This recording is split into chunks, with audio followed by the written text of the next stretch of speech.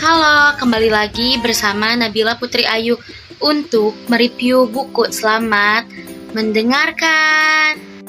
Nah, jadi nama saya Nabila Putri Ayu Utami Gustianita dari kelas 3A dengan NIM 21841019. Di sini saya ingin memenuhi salah satu tugas literasi di SD dengan pengampu dosen Bapak Widi Sukmanugraha MPD.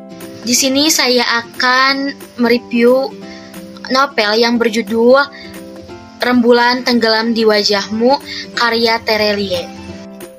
Pejamkan mata kita, tutup pikiran kita dari kekacauan hidup. Mari merenung sejenak.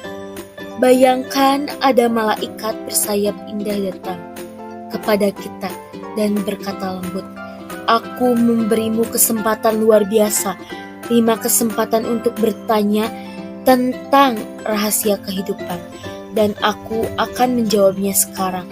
5 pertanyaan, 5 jawaban. Apa pertanyaan pertama?" Di dalam novel ini membahas beberapa pertanyaan yang menimbulkan banyak pertanyaan baru bagi saya.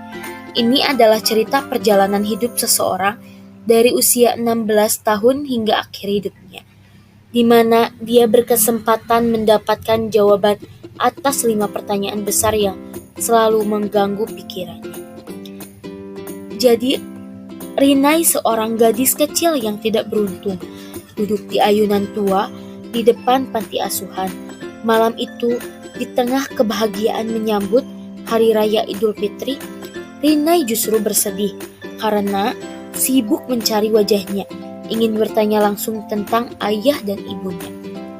Rehan, seorang remaja 16 tahun yang sama tidak beruntungnya dengan Rinai, di malam Idul Fitri menyeringai membenci penjaga panti yang dianggapnya sok suci. Setelah menerima 5 kali pukulan rotan, Rehan pun mulai kaget, bertanya-tanya, mengutuk langit, mengapa dia harus berada di panti itu.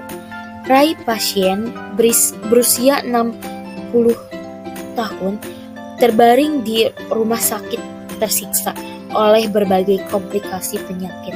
Namun tiba-tiba ia mendapati dirinya berada di terminal duduk dengan seseorang yang tidak dikenalinya. Sosok itu dengan wajah menyenangkan mengajak Rai mengenang masa lalunya, memberinya kesempatan untuk mengajukan 5 pertanyaan yang akan dijawab saat itu juga. Jadi di awal bab saya bingung dengan kehadiran 3 tokoh tersebut yang tidak jelas secara detail. Namun itulah tujuan novel ini, dengan terus membaca kita akan menemukan jawabannya. Di dalam perjalanan Rehan dimulai saat ia memutuskan kabur dari panti, mencuri uang pemilik penjaga panti. Saat itulah ia menemukan potongan koran yang sedikit menguak masa lalunya. Rehan menjalani kehidupan sebagai anak jalanan, bebas seperti yang diinginkannya. Dia mencuri, berjudi, dan mabuk, hingga beberapa kejadian membuatnya pindah ke rumah singgah. Di tempat baru itu, Rehan menemukan teman, keluarga, dan harapan baru. Namun kebahagiaannya tak berlangsung lama dan dia kembali mengutuk langit. Rehan kemudian memilih menyewa kamar sempit di dekat bantaran kali. Disinilah potongan koran yang selalu dibawanya membawanya bertemu dengan orang-orang dan kejadian berhubungan dengan sebenarnya dengan masa lalunya. Sejak itu Rehan sebenarnya telah mendapatkan keadilan atas penderitaannya, meski dia tidak mengetahuinya. Jadi Terelie menggemas cerita dengan apik, memberikan pemahaman bahwa hidup yang kita anggap rumit sebenarnya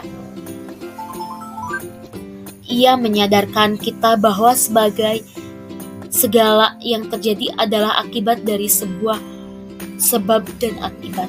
Apapun yang kita lakukan akan mempengaruhi diri kita dan orang lain. Menciptakan kejadian yang tak terduga. Yang perlu kita lakukan hanyalah berbuat baik dan kebaikan akan mengikuti. Sekian review novel dari saya. Terima kasih.